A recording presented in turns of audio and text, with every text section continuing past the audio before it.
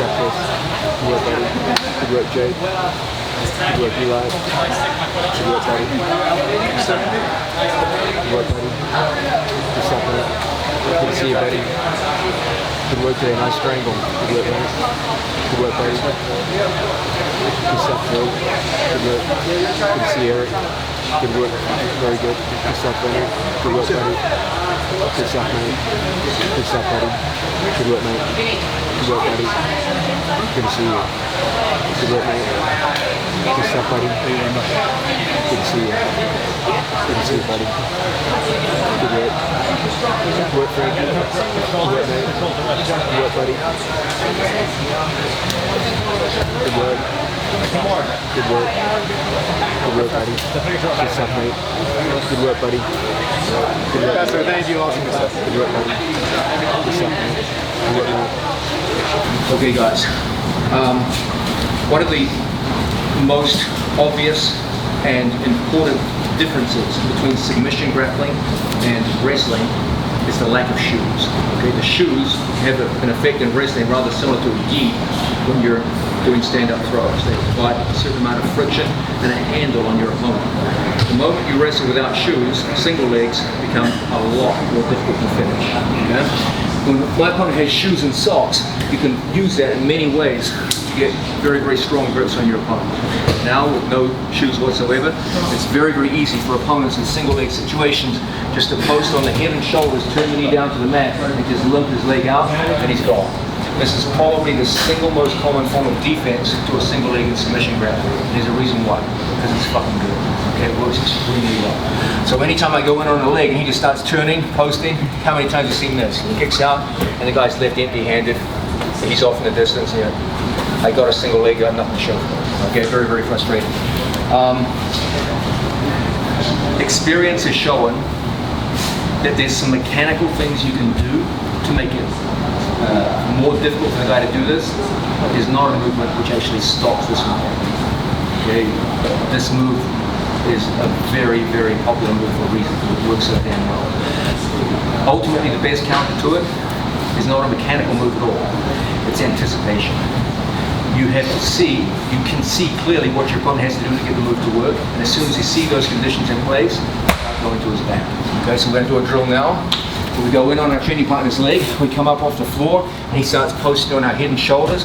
The mechanical element I'm going to encourage you guys to do is this. Go above the knee, don't lock here below the knee. Now it's so easy. My hands are locked above the knee and he goes to turn out, it's difficult. If my hands are below the knee, there's literally no resistance. Okay? So one hand above the knee. Second hand here to the shoelaces. As he goes to kick out, I just hold the shoelace. It's not much of a grip. Okay, it's not going to hold a guy forever, but it will slow him down. Can anyone figure out the way in which it slows him down? What it does, it limits him to 1 foot. Okay, if he's got 2 feet on the floor, he can run like a wind. But with 1 foot, he can only hop. Okay? Now at this point, the next big problem is posting on you. I take my hand, and as he goes to kick out, I follow and I touch the hip. As he continues to run, I lose the foot, I run to the opposite side. We never run to the same side we were on. Now your opponent can throw on a whizzer. You are both running forward. I'm going to get thrown with Uchimata every time. So the law is shoelace, opposite hip, run to the opposite side. Repeat it. Shoelace, opposite hip, run to the opposite side. Okay? So we come in on the leg. We get a good bite on the leg. But this guy's got street smarts. We come up and he's starting to turn away. Above the knee, shoelace. He goes to run, opposite hip, opposite side. That kills the whizzer. If I run on the same side, you're both running forward, that's when you get absolutely scarred. Okay, you can be thrown very, very easily. So the drill once again, submission grappling, no shoes. Boom, we come in on the leg. We come up off the floor, it's looking good. Oh no, he's turning out. Catch, opposite side. From here, put his hands on the mat, and now we're ready to score. Okay, let's give it a shot.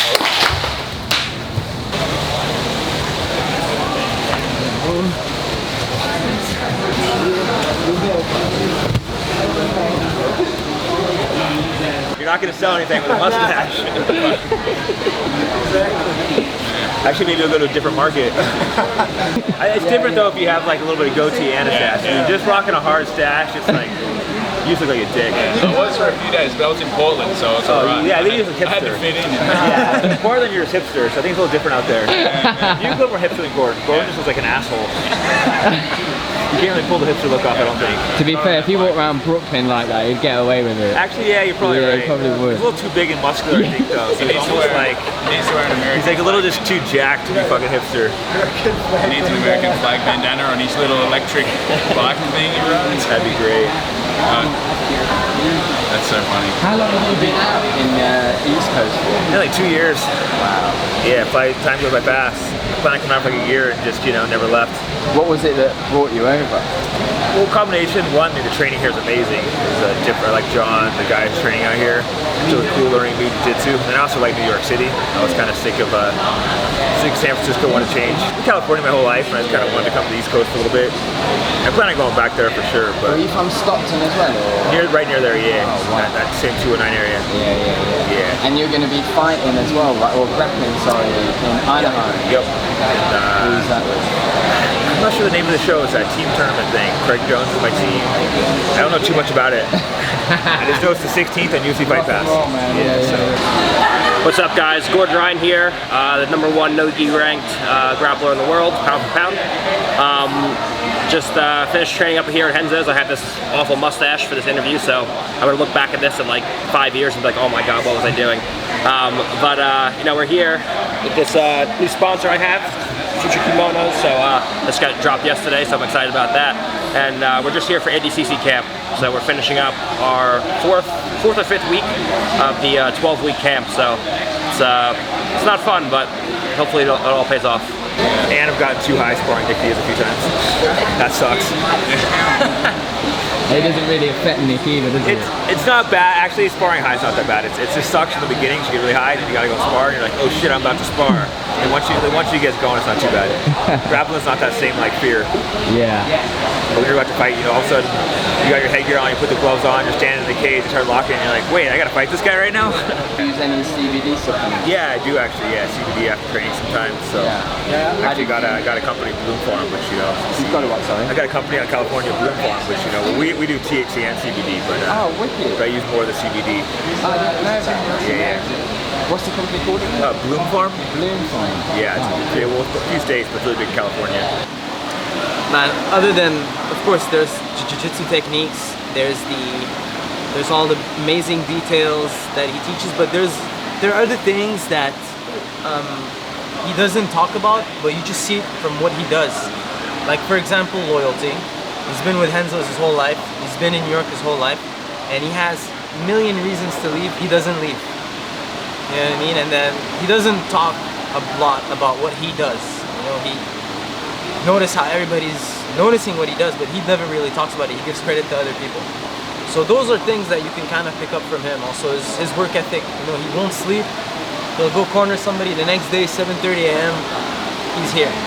Meanwhile, somebody who slept 8 hours wakes up a little sore, he'll stay home. So things like that, and you can see it translate to some of the students. You can see the work ethic. You can see them helping others.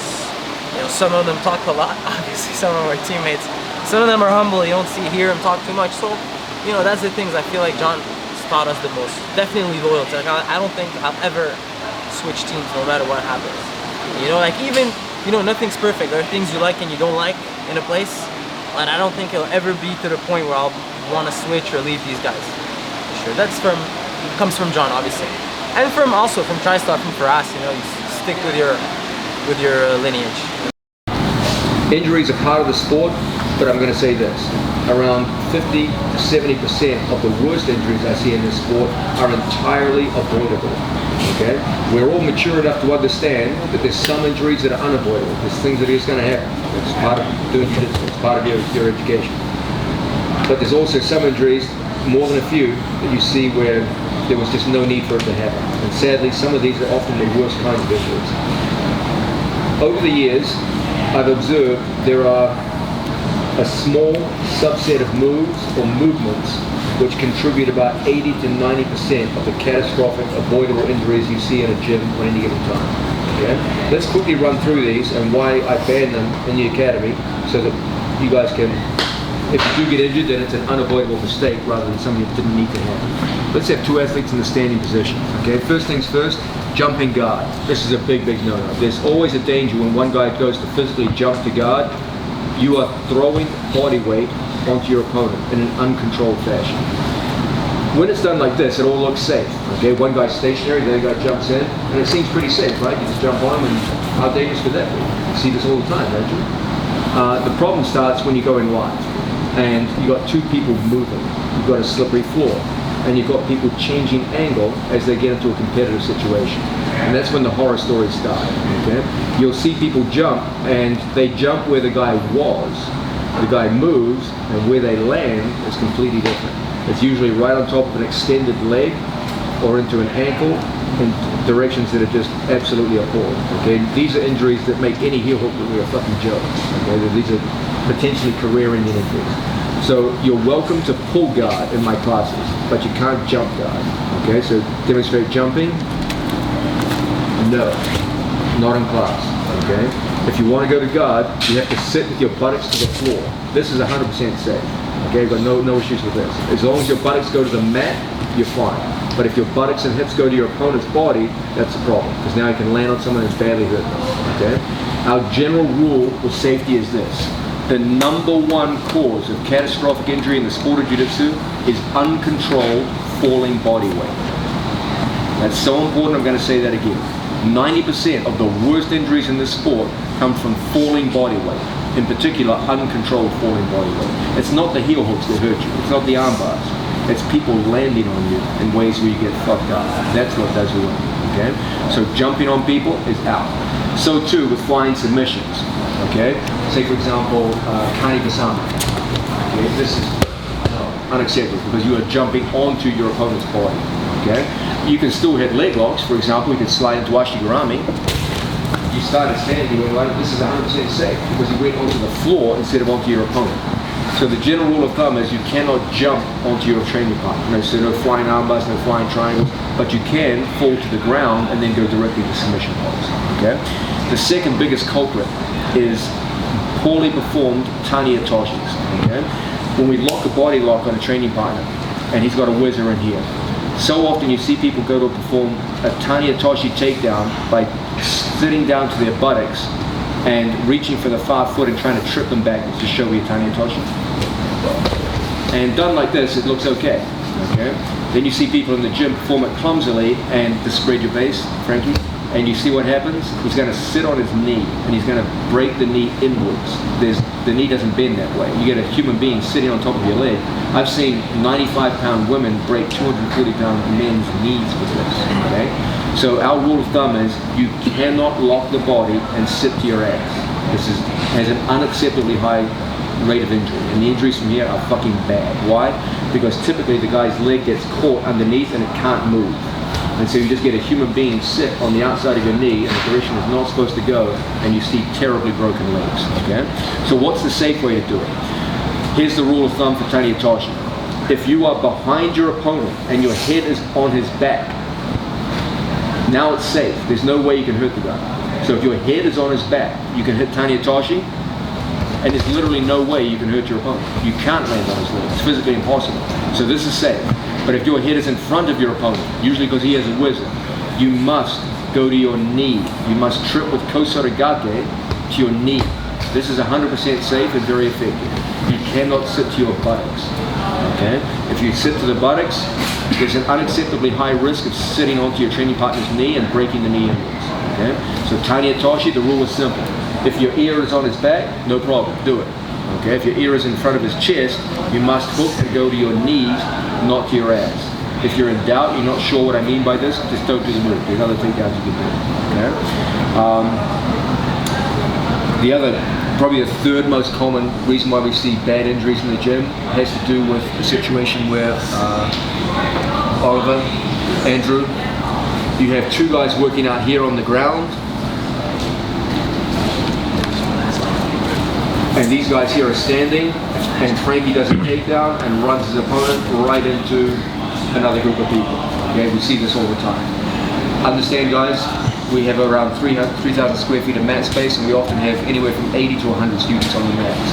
Okay, you have to take into account where you are on the mat relative to your training partners. You cannot just every day, guys, you tie up down on the floor. If you roll into your training partners, you go driving into your training partners, don't just go into their space and then look at them like they're a pair of assholes for being in your space. You're the asshole, okay? You went into their space. So you stop and you move back where you came from.